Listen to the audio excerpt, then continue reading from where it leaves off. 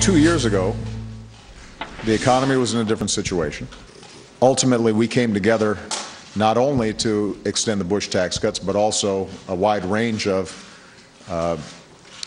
policies that were going to be good for the economy at that point. What we've seen now is 32 consecutive months of job growth and over 5.5 million jobs created and the unemployment rate coming down. So that was 2 days ago. President Obama was touting what he perceived as economic progress under the administration. But yesterday, there was some bad news with regard to unemployment for the president. The weekly jobs report showed the number of people filing for unemployment insurance ballooned to 439,000. That was up 78,000 from the week before and the highest figure that we had seen in 18 months. So is this now the new normal, and are the president's policies to blame, or was it something else? Let's ask our political panel. Jennifer Korn is executive director of the Hispanic Leadership Network. Rick Newman is chief business correspondent for U.S. News and World Report and the author of Rebounders. And Tara Dowdell is a Democratic strategist. All right, Rick, you're a money guy here.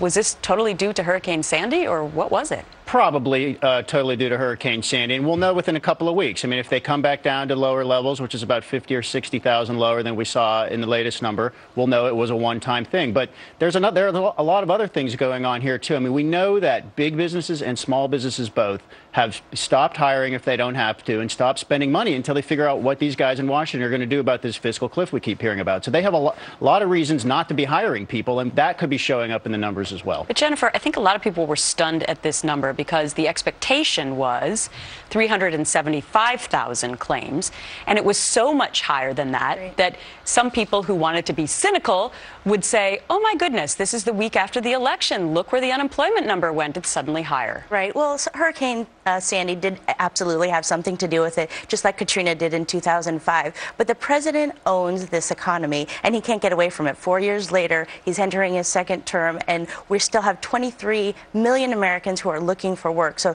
that doesn't change, and I really hope that this is not the new normal. Although the pattern I see with the president is he keeps telling us that we're getting better, we're getting better. He told us we were going to be at 5.6 unemployment over 2 years ago. We're still over 8%, and in the Hispanic community, it's over 10%, and that's really unacceptable. So there's a problem there, and the policies aren't working. This should not be the new normal. So Tara, I'm trying to figure out how a hurricane makes people get fired. I mean, how does that happen? How do more people not have work because there was a hurricane?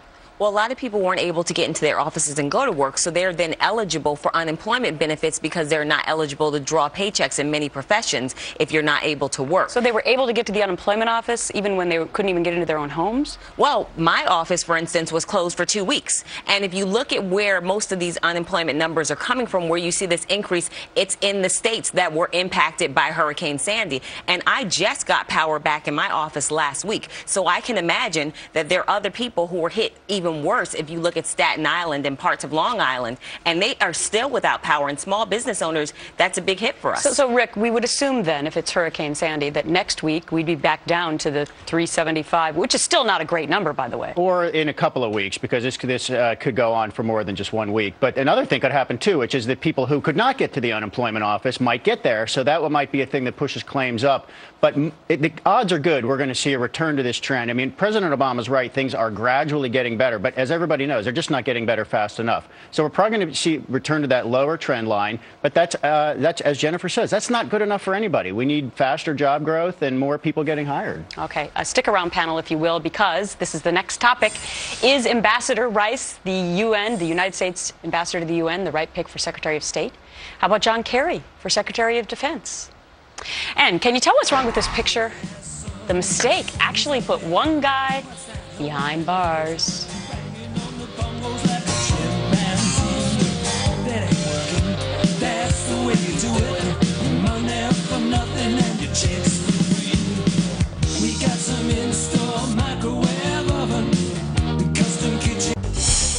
Thank you, Brian. With the president's re-election sealed, attention now turning to his cabinet, where we're likely to see a number of changes in his second term, most notably Senator John Kerry being rumored as the next Secretary of Defense or State, and UN Ambassador Susan Rice is being floated as the next Secretary of State. So we know both candidates face confirmation hurdles.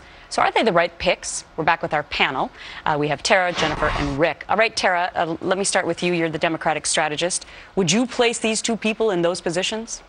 Well, I think it's premature to know which position the president is actually considering either for. Obviously, I think both of them will have a shot at being in the administration in either of these positions. But I do think, though, that they are very qualified. John Kerry helped usher the START treaty through the Senate, ably ushered that treaty through the Senate, and there was some contention about it. And he's also been very loyal to the president. And loyalty is a big commodity in politics. But Rick, he also said that you need to get an education because otherwise you end up fighting in Iraq. I can't imagine that that would be a good thing if you're trying to be Secretary of Defense. Whoever gets picked has a long record of having said many things, especially a senator who's been in office for years. I think John Kerry is a good candidate for either job. I think there will be little wrinkles like that. He's just going to have to get through them, and he will. I do not think Susan Rice is going to get nominated for Secretary of State. Why? I think she's qualified. I think that's just a fight President Obama is not going to pick right now. The last thing he needs with these debt negotiations, fiscal cliff negotiations, is a big fight over what happened with Benghazi, who said what, and we know that's exactly what will happen if she has to get confirmed by the Senate. Maybe later in his second term, she'll show up as a Remember what he pick. said last time after he was elected, Jennifer, that I won?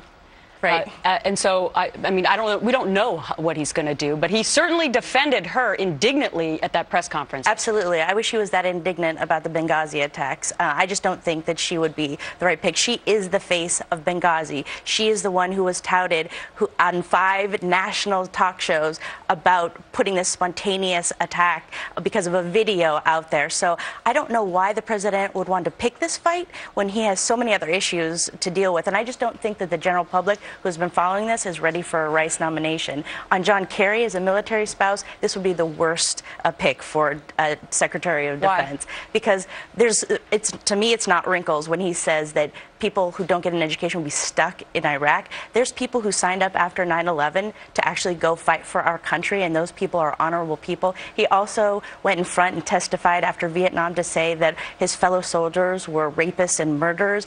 Military people do not forget that. That's why you saw so many people come out against him when he was running for president. And rank and file now don't really respect him. So why would you put someone in charge of the Secretary or the Department of Defense this country. who the military doesn't? That makes him a better candidate for the State Department, too. Absolutely. The pieces are sort of falling into place. And we should at all costs make sure before we send people out to war, send people's children. I come from a military family as well, and my uncle had PTSD. So before we send people out to war, we should make sure that it's absolutely necessary. So it should be someone in that position that's not going to just willy-nilly send people's children out to die. Well, wait a minute. I don't think that's Are you making the willy-nilly? accusation that other secretaries of defense have willy-nilly sent people out for their children to die? No, I'm just saying to criticize him for saying sending people to war is a bad thing. War is a bad thing. People suffer in war. People die in war. Bad things happen in war. He didn't just do that. And he criticized his own troops. Nobly. He threw away his medals, and he exaggerated his service. So, folks, this is a precursor of what the Senate confirmation hearings might sound like if John Kerry's name comes up for